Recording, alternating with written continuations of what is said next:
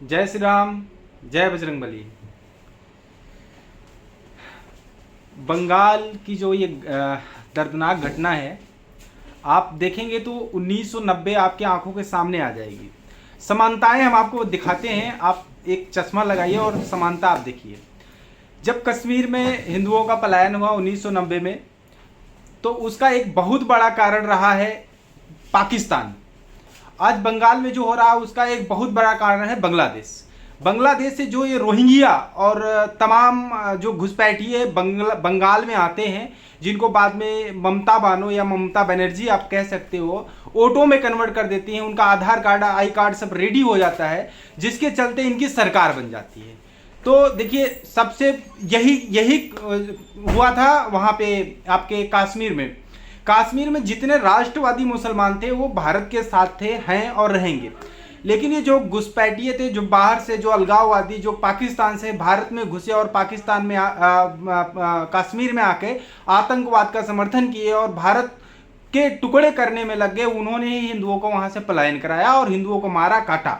आज वही चीज, हाँ, उसके पीछे जो जिहादी तत्व होते थे, जैसे वहाँ की जो अलगाववादी सरकार होती थी, वो उनको उन मंसूबों में सपोर्ट करती थी, जैसा आज बंगाल में हो रहा है। बंगाल में जो भी आज सरकार है वो कहीं ना कहीं इन घुसपैठियों की मदद कर रही है, हिंदुओं को मारने में वो उसकी मदद करती है। अगर छोटे मोटे घटनाएं को अगर हम देखेंगे, तो जैसे अभी 10 लोगों को, 2 औरत, कुछ बच्चे, इनको घर में बंद करके जलाया गया। ऐसी घटनाएं रोज होती हैं जो सुर्खियां नहीं बटोर पाती। रोज 10-20, 10, 5, 15 बंगाल में हिंदू मारे जा रहे हैं, रोज हिंदू घटे जा रहे हैं। ये आज कोई पहला वाक्य नहीं, ये ऐसा वाक्य था जो हाईलाइट हुआ।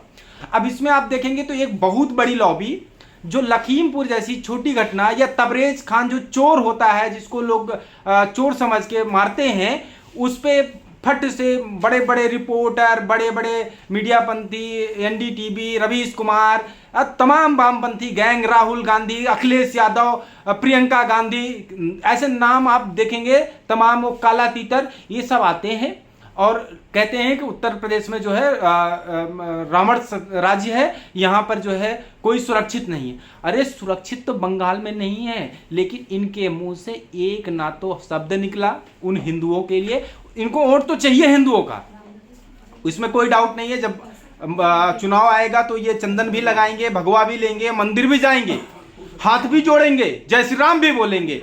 लेकिन ये जब कोई हिंदू मारा जाएगा उस पर मुंह नहीं खोलेंगे।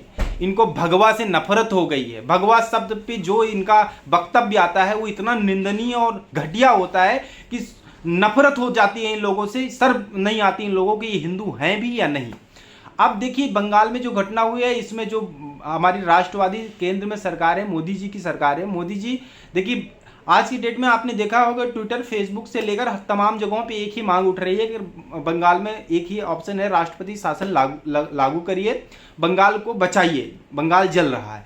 लेकिन अगर ऐसा नहीं होता है तो आप देखिए, आज भी हम लोगों को विश्वास है, जितने हिंदू हैं, जितने राष्ट्रवादी लोग हैं, उनको पता है कि आप उस समय गवर्नेंस में थे 1990 में, बट एज सपोर्टिंग गवर्नेंस थे, तो आपने कुछ नहीं किया, उसको हम लोग जस्टिफाई कर सकते हैं। लेकिन आज आपकी पूर्ण बहुमत की सरकार है, इसके बावजूद अगर बंगाल में हिंदू मारे जा रहे हैं तो आप समझिए ये बहुत ही दुखद है। और आपको सब पता है, आपके पास तो बड़े बड़े रिपोर्टर्स हैं, बड़े बड़े सोर्स हैं, जो हम लोगों के पास नहीं है। हम लोग तो जो देखते हैं वो देखा नहीं जा रहा है, वो जले हुए लोग, वो जो ट्विटर और फेसबुक पे जो फोटो जा रहे हैं, इतने हैं कि मैं दोबारा ट्वीट नहीं कर सका, वो फोटो फेसबुक पे डाल नहीं पा रहा हूँ, देख के इतना दर्द होता है। तो और तमाम जितने हिंदूवादी संगठन हैं, हिंदूवादी लोग हैं, उनकी अपेक्षाएं हैं, आप उनके लिए कुछ करेंगे, उन हिंदुओं के लिए कुछ करेंगे। हम लोग अवेयरनेस कर सकते हैं, हम लोग लोगों को जागरूक कर सकते हैं, लेकिन हम लोग एक्शन तो नहीं ले सकते ना। एक्शन तो आप गवर्नेंस में आप ही लेंगे।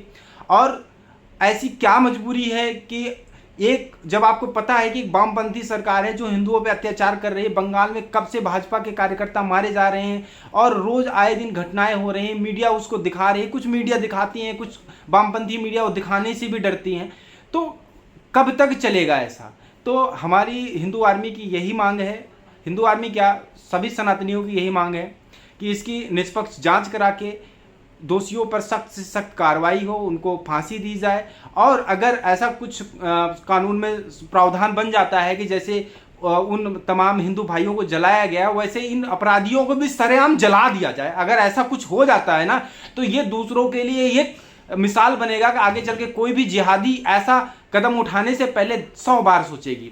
और जितने जो लोग कहते हैं कि मुस्लिम विरोधी सरकार है या मुस्लिम विरोधी हिंदू आर्मी है, उनको हम ये बताना चाहते हैं कि जो मुस्लिम भारत के हैं, भारत के थे और भारत के रहेंगे, उनको ना तो भगवा से नफरत है, ना उनको राम से नफरत है, ना उनको हिंदू से नफरत है, ना उनको सरकार से नफरत है, ना उनको हमसे नफरत है, ना हमको उनसे नफरत है।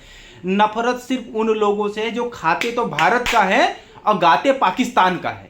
हमें नफरत सिर्फ उन लोगों से है जिनको इस भगवे से नफरत है। हमें नफरत उन लोगों से है जिनको तिरंगे से नफरत है। हमें नफरत उन लोगों से है जिनको भगत सिंह से नफरत है। हमको नफरत उन लोगों से है जिनको इस भारत के संविधान से नफरत है। ये इन तमाम देशद्रोहियों से मुझे नफरत है जो देश के खिलाफ हैं और जो देश के साथ हैं। जो मुस्लिम हमेशा देश के साथ थे, देश के साथ हैं और देश के साथ रहेंगे, वो भारत के साथ थे और भारत के साथ हैं। और जो बार बार हिंदू आर्मी अखंड हिंदू राष्ट्र की परिकल्पना और मांग करती है, उस हिंदू राष्ट्र में भी वो भारतीय मुसलमान हैं।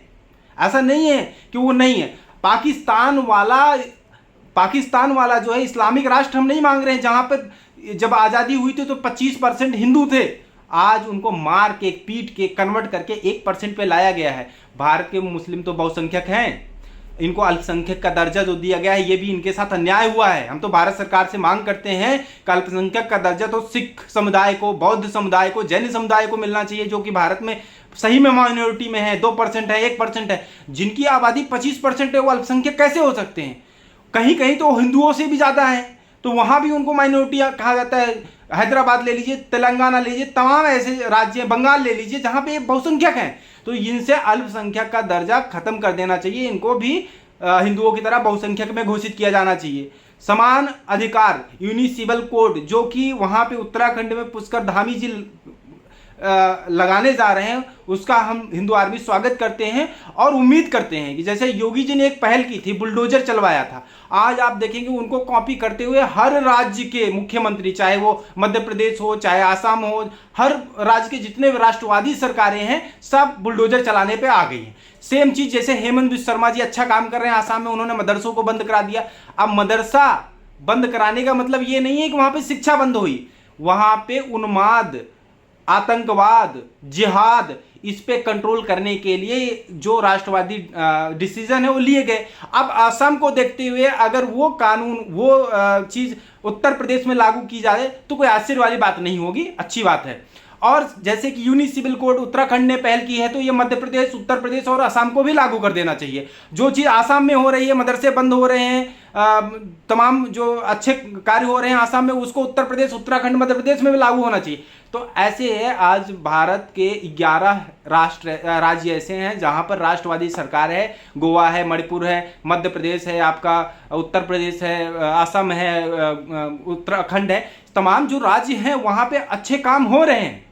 और सबसे बड़ी चीज, इनको सपोर्ट करने के लिए केंद्र में एक राष्ट्रवादी मोदी जी जैसे विशाल सरकार है, सब पूर्ण बहुमत में है और हिंदू सुरक्षित है। और हम लोग मांग कर रहे हैं, हम लोग कोई विरोध नहीं कर रहे हैं, और हम लोग सिर्फ ये मांग कर रहे हैं कि बंगाल को, हिंदुओं को सुरक्षा मिले। बंगाल में जितने हिंदू मारे जा रहे हैं, काटे जा रहे हैं, उनके परिवार को इंसाफ मिले, और ऐसा इंसाफ मिले जिससे उनके परिवार वाले संतुष्ट हों कि हाँ इंसाफ हुआ। ऐसा ना हो कि उनको जेल में रखा जाए और 10 दिन बाद उनकी जमानत हो जाए।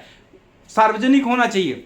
और ममता बनर्जी को तो इस पे माफ़ी मांगनी चाहिए ऐसी घटनाओं पर। वो आके ये जो बनारस में आई थी ना, चंदन लगा के चली गई 2 दिन के लिए, बोली मैं ब्राह्मण हूँ। पहली चीज़ तो ब्राह्मण नहीं है वो, ममता बानो, उनका जो नाम फेमस हुआ है वो वही है। देखो, कहने से कोई ब्राह्मण, कोई हिंदू नहीं होता, उसके लिए तन मन धन से भगवान राम के लिए समर्पित होना पड़ता है। जिसको जय श्री राम के नारों से नफरत हो, जिसको भगवान राम से नफरत हो, जिसको भगवा से नफरत हो, जो सफेद साड़ी पहनती हो, उसको आप हिंदू कहेंगे? नहीं, हिंदू नहीं हो सकती। वो हिंदुओं का खून चूस रही है, बंगाल को हिंदू विहीन बनाने पे तुली हुई है। बंगाल हिंदुस्तान का एक अभिन्न अंग है और अंग बना रहे, इसके लिए वहां पे राष्ट्रपति शासन लगना बहुत अनिवार्य है। जो धारा 370 हटने के बाद आज कश्मीर हमारे कंट्रोल में आया है। आप समझिए, बांग्लादेश से घुसपैठिए रोज दिन व प्रतिदिन जो है बंगाल में आ रहे हैं और उनको ऑटो में तब्दील किया जा रहा है। इसकी जांच होनी चाहिए, सीएए एनआरसी लगनी चाहिए और जनसंख्या नियंत्रण कानून जल्द से जल्द लागू होना चाहिए और जितने ये घुसपैठिए हैं इनको भारत से बाहर खदेड़ा जाना चाहिए। ये आंतरिक सुरक्षा का मामला है, ये भारत के लिए बहुत ही घातक सिद्ध होने वाले हैं नहीं तो जाके। जय श्री राम, जय बजरंगबली।